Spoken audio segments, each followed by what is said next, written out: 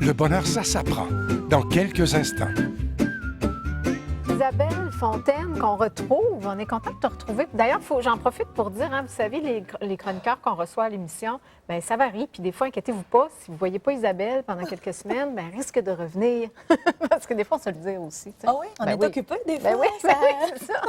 Et toi, tu viens nous parler aujourd'hui de stimuler la combativité, mais surtout de sortir aussi du cycle de victime d'une certaine façon. Là. Oui. Au début, quand vous m'aviez dit, as-tu quelque chose par rapport à être victime ou sortir de la victimite, ça m'a fait penser à un livre que j'avais lu, Anti-cancer, de David Servan-Schreiber, que j'ai lu en fait 5 fois. Je le lis à chaque année. Tu n'avais pas compris?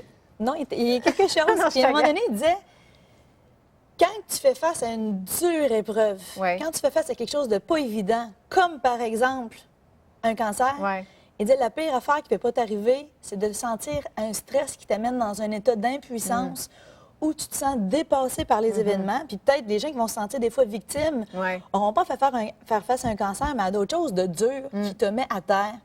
Bien, il proposait d'aller suivre des cours d'arts martiaux. Pourquoi? Pour stimuler la pulsion de vie, la combativité, pour que la personne retrouve une force à travers le corps. Puis l'invité que tu vas avoir tantôt, Guy Corneau, dans un de ses livres, avait dit quelque chose qui m'avait touchée. Tu peux pas diriger ta vie, créer la force puis le courage de traverser les épreuves juste à partir de la pensée. Il faut que l'émotion embarque. Puis moi, tu sais comment je m'intéresse aux émotions, puis au courage, puis tout ça.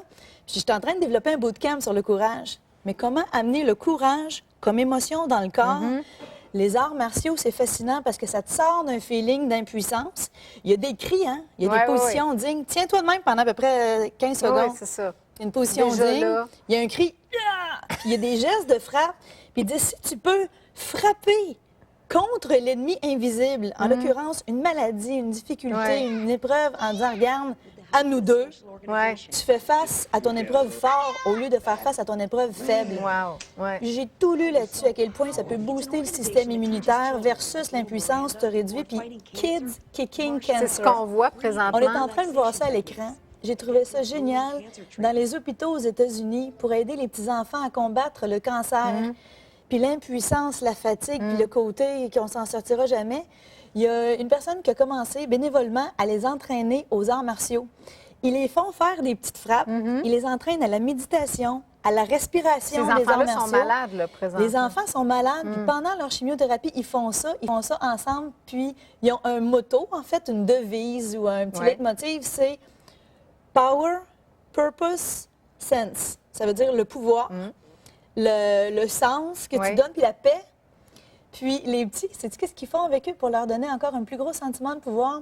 Non seulement ils amènent le courage dans le corps, mais ils les amènent dans les entreprises, donner des conférences sur la gestion du stress. Ces mêmes enfants-là? Les petits poulets, les petites poulettes de 4-5 ans. C'est mignon. Ils vont montrer aux gens qui vivent les stress dans les organisations comment ils peuvent respirer. C'est-tu assez puissant? Regarde bien ça.